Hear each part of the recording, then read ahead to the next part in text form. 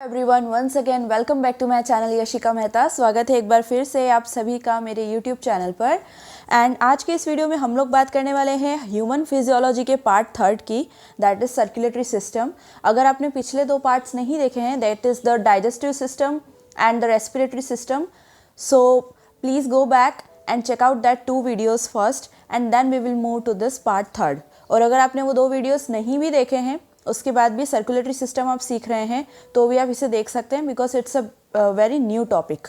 Okay, so इस video में हम लोग बात करने वाले हैं ह्यूमन हार्ट के बारे में और हमारे शरीर के सर्कुलेटरी सिस्टम के बारे में।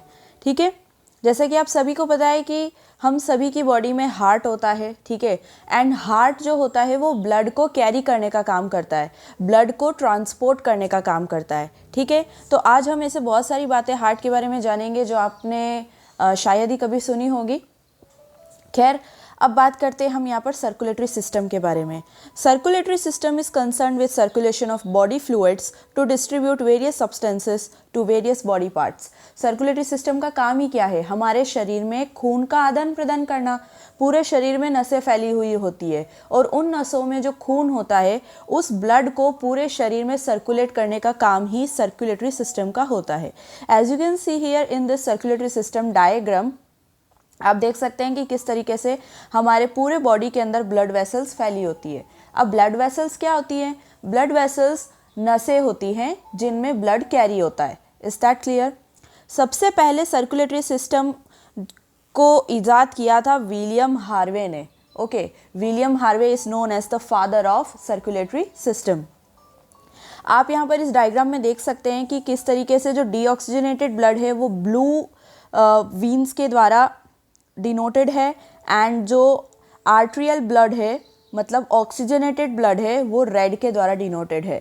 अब ये डीऑक्सीजनेटेड ब्लड और ऑक्सीजनेटेड ब्लड क्या होता है, इसके बारे में भी हम चर्चा करने वाले हैं। इन दो टर्म्स का यूज़ मैं बार बार करूँगी, इसीलिए आपको इन दोनों टर्म्स को समझना ज़रूरी है। ओके, आगे बढ़ते हैं। अब बात कर लेते हैं टाइप ऑफ सर्कुलेटरी सिस्टम के।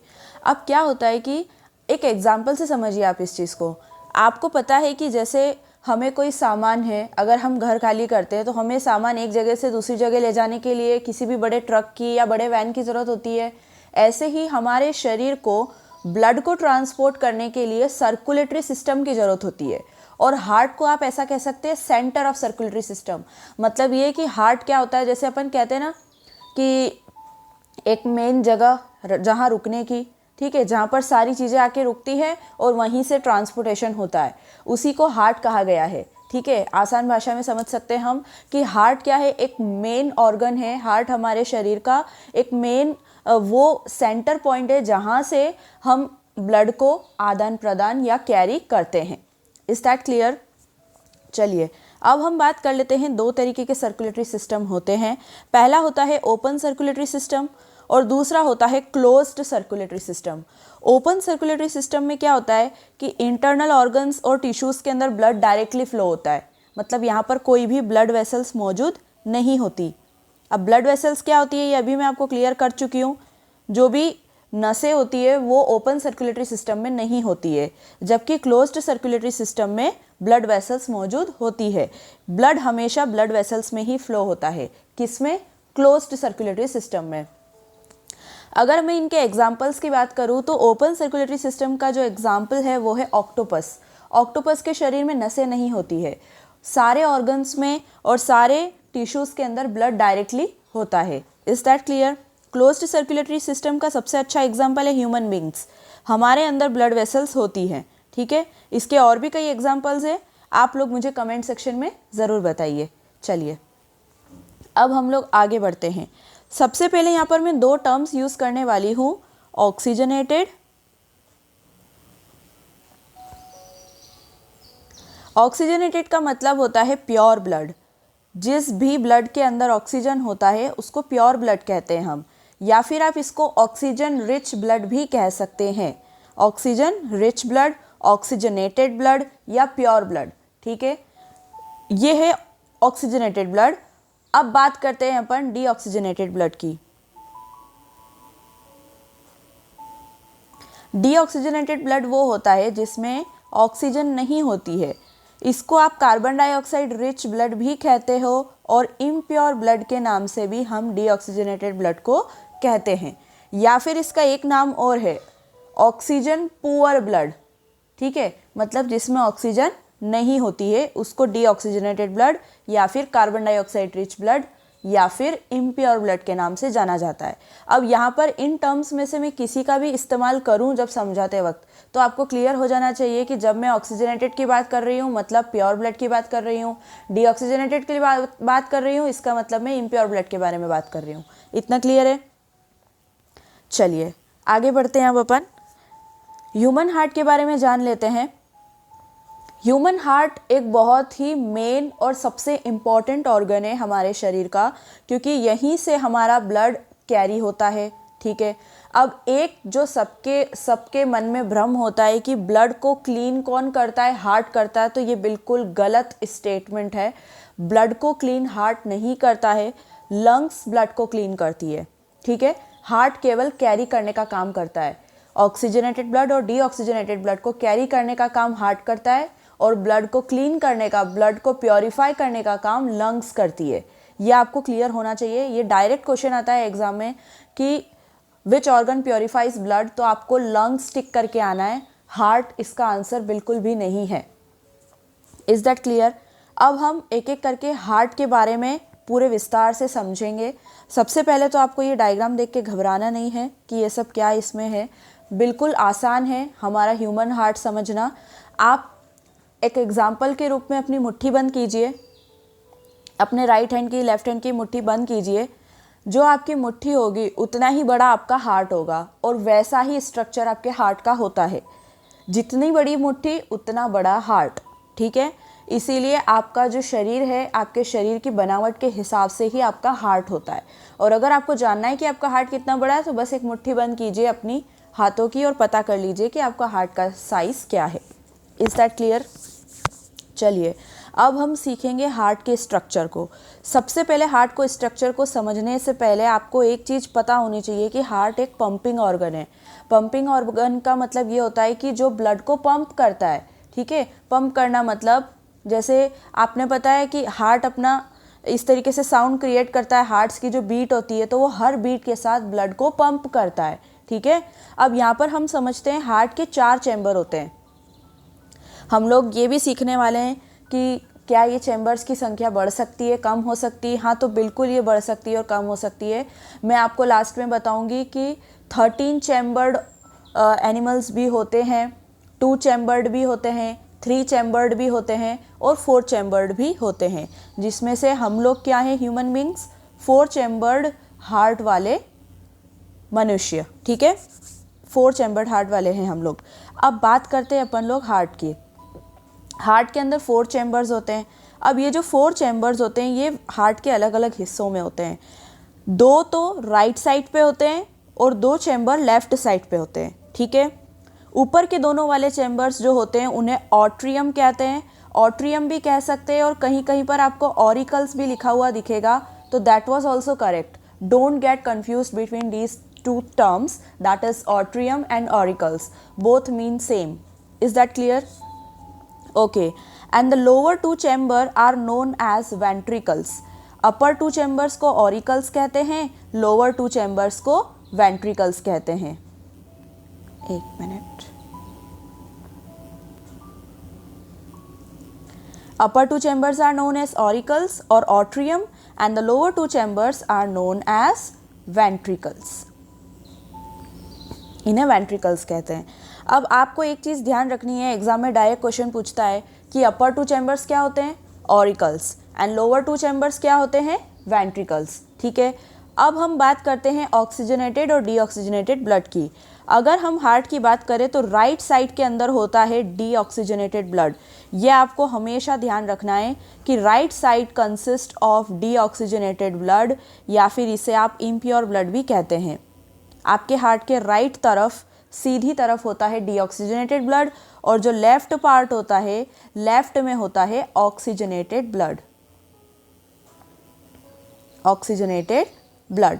Is that clear? अब आप लोगों को लग रहा होगा कि ये थोड़ा आपको देखने में ऐसा लग रहा होगा आपका राइट इधर हो रहा होगा, लेफ़्ट इधर हो रहा होगा, लेकिन अगर हम जिस तरफ से जिस डायरेक्शन में आपको मोबाइल पड़ा है उस डायरेक्शन से अगर आप देखोगे तो लेफ़्ट एंड राइट इसके हिसाब से होगा। Is that clear? चलिए, अब आपको इतना तो क्लियर हो गया है ना, राइट साइड पे होता है deoxygenated blood that is impure blood, और लेफ्ट साइड में होता है आपका oxygenated blood that is pure blood. अब हम इसकी वर्किंग सीखेंगे कि किस तरीके से ब्लड ट्रेवल करता है हार्ट के अंदर। तो सबसे पहले तो आपको ये पता होना चाहिए कि जो आर्टरीज होती है, आर्टरीज कैरी करती है प्योर ब्लड। आर्टरीज नसों का नाम है, ब्लड वेसल्स का नाम है जो प्योर ब्लड को कैरी करती है। आर्टरीज कैरी करती है प्योर ब्लड और वीन्स कैरी करती है इम्प्योर ब्लड। ठीक है, ये चीज़ आपको ध्यान रखनी है, arteries carry pure blood and veins carry impure blood. अब अगर मैं आर्टरीज की बात करूँ तो आर्टरीज की जो वॉल्स होती है वो बहुत ही थिक होती है, मतलब मोटी होती है। आर्टरीज की वॉल्स मतलब वो नसों की जो परत रहती है, जो वो नसों, जैसे अपन कहते हैं ना एक मोटा पाइप होता है और एक पतला पाइप होता है, मोटे पाइप की जो विड्थ रहती है वो मोटी होती है, ऐसे ही आर्टरीज की जो विड्थ रहती है वो थिक होती है, इसकी थिक वॉल्स होती है। Arteries consist of thick walls and veins consist of thin walls. ये क्वेश्चन डायरेक्ट आता है, आपको ध्यान रखना है। देखिए, इस वीडियो में मैं जो भी बताऊंगी आप ज़्यादा से ज़्यादा इस वीडियो को शेयर कीजिए, बिकॉज स्टूडेंट्स के लिए तो ये बहुत ज़्यादा इंपॉर्टेंट है। Even if you are facing a competitive exam or any other exam, this video is must for everyone, because इसके अंदर जो मैं डायरेक्ट सवाल पूछ रही हूँ वो डायरेक्ट एग्जाम में आता है। डायरेक्टली जो आपको फैक्ट बता रही हूँ वो डायरेक्ट एग्जाम में पूछे जाते हैं। ठीक है, तो इतना आपको क्लियर हो गया है कि आर्टरीज प्योर ब्लड कैरी करती है, थिक वॉल्स होती है, वीन्स इम्प्योर ब्लड कैरी करती है और थिन वॉल्स होती है। ठीक है, चलिए अब आगे चलते हैं अपन। यहाँ पर देखिए, सबसे पहले जो ब्लड होता है वो राइट ऑट्रियम में आता है, दैट इज राइट ऑरिकल। सबसे पहले ब्लड कहाँ आता है? Right auricle. राइट ऑरिकल में आ रहा है, इसका मतलब ब्लड कैसा है? इम्प्योर ब्लड है। हम यहाँ पर इम्प्योर ब्लड लेकर आए, इम्प्योर ब्लड को सबसे पहले आया right atrium that is right ventricle में। उसके बाद में राइट वेंट्रिकल से जो इम्प्योर ब्लड है वो आता है राइट वेंट्रिकल में। राइट ऑरिकल से कहाँ पर आएगा? राइट वेंट्रिकल में। ये वाला जो चैम्बर दिख रहा है ये राइट वेंट्रिकल का चैम्बर है। ठीक है, यहाँ से भी क्या आया आपके पास? Impure blood. अब ये जो इम्प्योर ब्लड है ये सीधा जाता है यहाँ से, जहाँ पर आपको मेरा रेड का निशान दिख रहा होगा पेन से, यहाँ से ये ब्लड जाता है लंग्स की तरफ और लंग्स में लेके जाती है पल्मोनरी आर्टरी। लंग्स में कौन लेकर जाती है? Pulmonary artery. पर आप तो कह रहे थे कि आर्टरीज तो होती है वो तो प्योर ब्लड कैरी करती है, पर यहाँ तो ये इम्प्योर ब्लड कैरी करके जा रही है। तो yes, exceptions are always there, understood.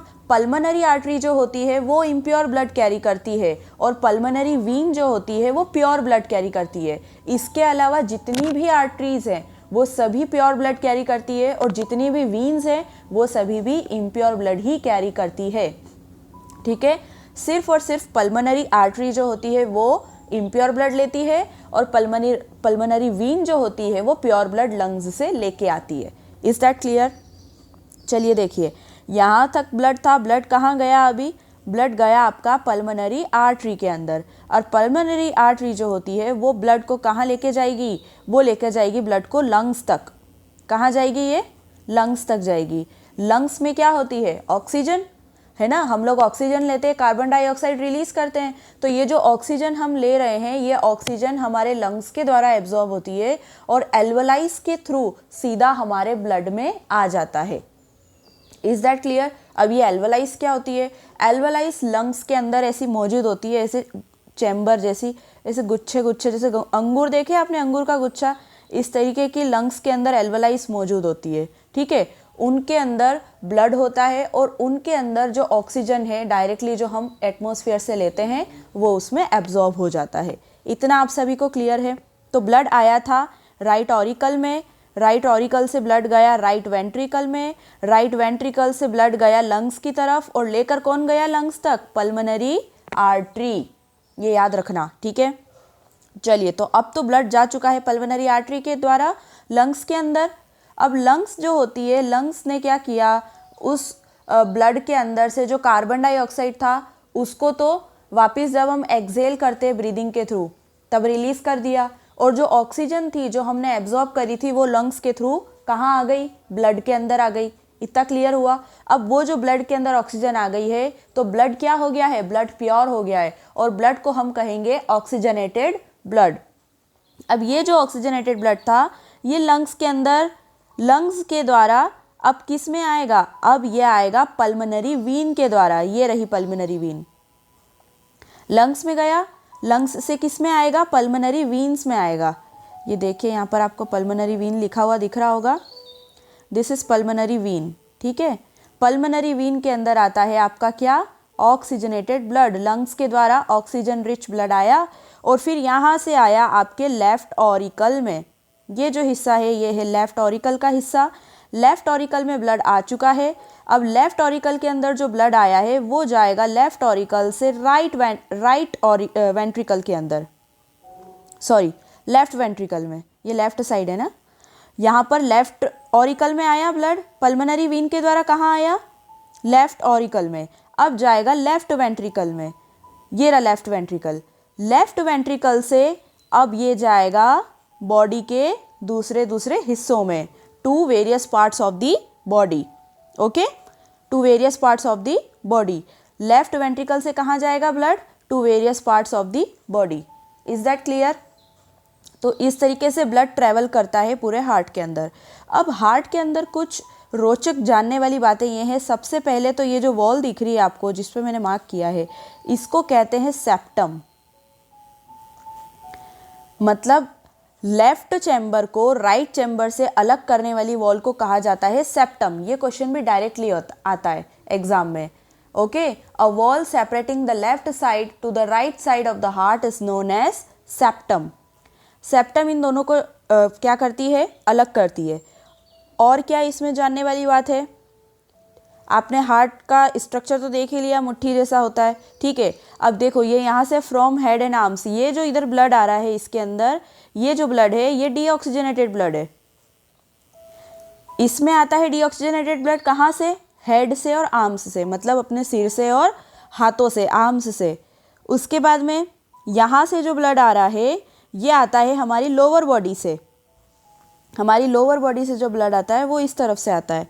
ठीक है, हार्ट की मसल्स जो होती है वो कार्डिक मसल्स कहलाती है। आपसे बहुत बार क्वेश्चन आता है कि heart is made up of which type of muscles, so the answer is cardiac muscles. Okay, तो यहाँ पर आपको कार्डिक मसल्स टिक करना है। ये हो गया आपका ह्यूमन हार्ट का स्ट्रक्चर। अब हम कुछ हार्ट के बारे में कुछ ऐसी बातें जानेंगे। सबसे पहली होती है साउंड। हार्ट का जो साउंड होता है वो कभी भी धक धक नहीं होता है। ये बहुत ही बड़ा अजम्पशन है कि हार्ट का साउंड धक धक होता है। हार्ट का साउंड होता है लब डब। हार्ट का साउंड क्या होता है, लब डब होता है, धक धक नहीं होता है। तो आज से ये मिथ आपके दिमाग से हट जाना चाहिए कि हार्ट धक धक करता है, और हार्ट का स्ट्रक्चर ऐसा नहीं होता है। एज यू ऑल नो, अभी मैंने आपको शो किया था हार्ट का स्ट्रक्चर कैसा होता है, आपकी बंद मुट्ठी के जैसा होता है। हार्ट का स्ट्रक्चर इस तरीके का बिल्कुल भी नहीं होता है। क्लियर है। चलिए आगे है, sphygmomanometer is use to measure blood pressure. Blood pressure को मेज़र करने के लिए यूज़ की जाती है जो इंस्ट्रूमेंट, उसका नाम है स्फाइग्नोमैनोमीटर। ओके, अब ये जो स्फाइग्नोमैनोमीटर है ये बीपी नापने के लिए यूज़ किया जाता है। अब यहाँ पर आपसे ये क्वेश्चन आ जाता है कि नॉर्मल बीपी क्या होता है, तो नॉर्मल बीपी होता है 120/80। Is that clear. If I'll ask you कि how many times our heart beat in a minute, so your answer should be 72 times.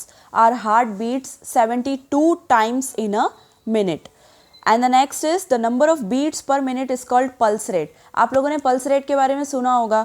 तो pulse rate क्या होती है कि 1 मिनट में आपका हार्ट कितनी बार बीट करता है, उसी को pulse rate कहते हैं। ठीक है, that is known as pulse rate. Stethoscope is use to amplify the sound of the heart beat. मतलब हार्ट बीट का जो साउंड है उसको पता करने के लिए स्टेथोस्कोप का यूज़ किया जाता है। स्टेथोस्कोप क्या होता है, जो डॉक्टर कान में लगाते हैं और ऐसे चेक करते हैं ना अपन को, उसी को कहते हैं स्टेथोस्कोप। ठीक है, स्टेथोस्कोप किसके लिए यूज़ किया जाता है, हार्ट बीट को एम्पलीफाई करने के लिए, हार्ट की बीट को, साउंड को सुनने के लिए। तो आई होप कि आपको यहाँ पर हार्ट से रिलेटेड बहुत सारे डाउट्स क्लियर हो गए होंगे। And please share this video with everyone. This video is important for all the students who are facing any type of exams. So please guys do share, like and subscribe to my YouTube channel. Meet you in the next video. Thank you so much for watching.